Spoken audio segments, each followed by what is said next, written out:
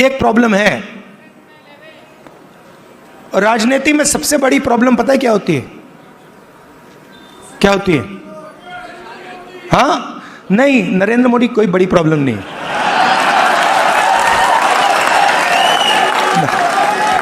वो नहीं, मैं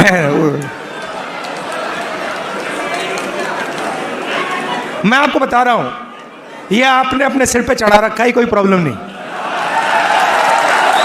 ये जो मीडिया वाले हैं इन्होंने बना रखा है, इसका गुब्बारा बनाया, कोई प्रॉब्लम नहीं।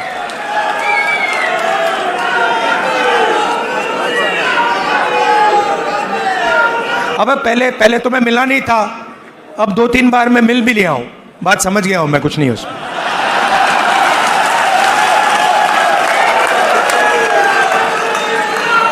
शो, पूरा शो है, दम नहीं है, बता रहा हूं।